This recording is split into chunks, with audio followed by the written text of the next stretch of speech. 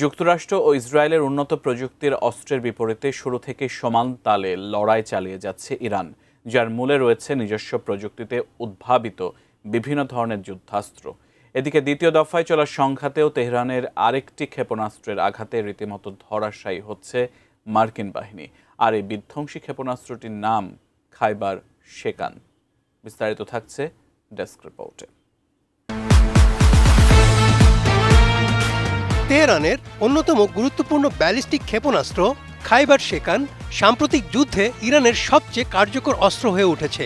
ক্ষেপণাস্ত্রটি সহজে মোতায়েনযোগ্য, তুলনামূলক কম খরচে তৈরি এবং লক্ষ্যবস্তুতে আঘাত হানার সক্ষমতার কারণে এটি যুক্তরাষ্ট্র ও তার মিত্রদের জন্য নতুন চ্যালেঞ্জ তৈরি করছে। মার্কিন ঘাঁটিগুলো লক্ষ্য করে ইরান নিয়মিত এই ক্ষেপণাস্ত্র ব্যবহার করছে। মার্কিন বাহিনী বলছে, প্রতিরক্ষা ব্যবস্থা বিভ্রান্ত করতে ইরান একই সঙ্গে বিভিন্ন গতিপথ, গতি ও কৌশলে ক্ষেপণাস্ত্র এবং ড্রোনের সমন্বিত হামলা চালাচ্ছে। যদিও যুক্তরাষ্ট্রের দাবি, অধিকাংশ খাইবার শেকান ক্ষেপণাস্ত্র মাঝপথেই প্রতিহত করা হয়েছে, তবে কয়েকটি প্রতিরক্ষা ব্যবস্থা ভেদ করে নির্ধারিত লক্ষ্যবস্তুতে আঘাত হানতে সক্ষম হয়েছে। আমি বুঝি নির্মাণের শিল্প, সালাম স্টিল বোঝে ডিউরেবিলিটি। সালাম স্টিল, মোস্ট ডিউরেবল স্টিল। সমরবিদদের মতে, অন্যান্য ইরানি ক্ষেপণাস্ত্রে উৎক্ষেপণের আগে দীর্ঘ সময় ধরে জ্বালানি ভরার প্রয়োজন হতো, কিন্তু খাইবার শেকান কঠিন জ্বালানি চালিত হওয়ার আগে থেকেই প্রস্তুত রাখা যায়। ফলে এটি দ্রুত ট্রাক বা মোবাইল লঞ্চার থেকে উৎক্ষেপণ করা সম্ভব হয়। এতে ক্ষেপণাস্ত্র উৎক্ষেপণের আগে শত্রুপক্ষের হামলার ঝুঁকিও কমে যায়। খাইবার শেকানের কিছু সংস্করণে এমন ওয়্যারহেড ব্যবহার করা হয়েছে যা লক্ষ্যবস্তুর দিকে ধেয়ে যাওয়ার শেষ পর্যায়ে মূল ক্ষেপণাস্ত্র থেকে আলাদা হয়ে নিজস্ব গতিপথ পরিবর্তন করতে পারে। এই কৌশল রাডার ও ক্ষেপণাস্ত্র প্রতিরক্ষা ব্যবস্থাকে ফাঁকি দেওয়ার সম্ভাবনা বাড়ায়। ক্ষেপণাস্ত্রটির আরেকটি গুরুত্বপূর্ণ দিক হল এর ব্যয়।